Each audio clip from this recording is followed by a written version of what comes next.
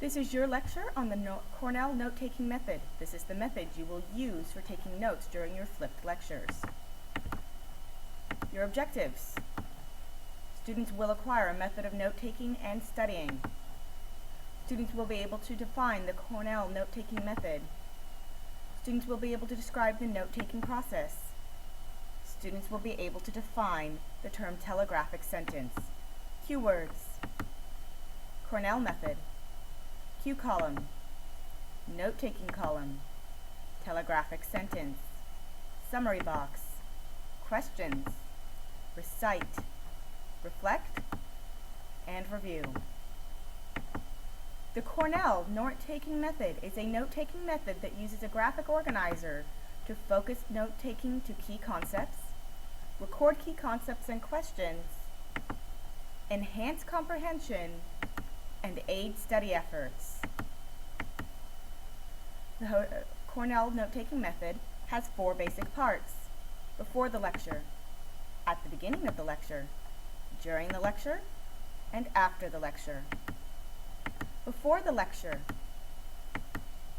you need to set up the graphic organizer. This has 2 unequal columns and a 3rd row. Each of the boxes is job specific. You have the cue column, the note-taking column, and the summary box. The cue column is approximately 2.5 inches wide on the left upper side of the paper, and this records keywords. The note-taking column is the upper right column, approximately 6 inches wide, records notes. The summary box goes at the bottom of the chart, is approximately 2 inches high, and records a summary of the lecture. At the start of the lecture, in the cue column, record the words provided with the lesson objectives.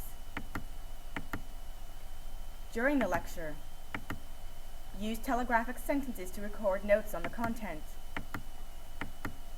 Telegraphic sentences are sentences constructed using keywords rather than complete grammatical structures, otherwise known as a simple sentence with no extra words.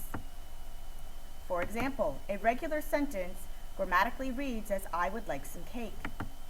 A telegraphic sentence is reduced to the rather caveman-like "want cake." After the lecture, this is when the hard work begins. Working with your notes comes in 2 steps: right away and later on. Right away. In the cue column, record questions. Your questions should clarify meanings, establish relationships, text to text, text to world, text to self, so on and so forth, strengthen memory, and you can use these for study questions. Also right away, summarize the information provided in the note-taking column. Just the information, not your questions. Use complete sentences, not telegraphic sentences. Later on, you have 3 R's: recite, reflect, and review. Recite. Cover up the note-taking column with a sheet of paper. Use the keywords and questions as a guide. Say out loud and in your own words the answers to questions, and summarize the facts related to the keywords. Reflect. Ask yourself questions. For example, what's the significance of these facts? What principle are they based on? How can I apply them? How do they fit with what I already know? What's beyond them? What areas do I need more understanding in? Review. Spend 10 minutes a week reviewing all your previous notes. This helps with retention for both use and exams. Now that you've watched this video, go back, re-watch it, and use the Cornell note-taking method to take notes. Then study for your quiz.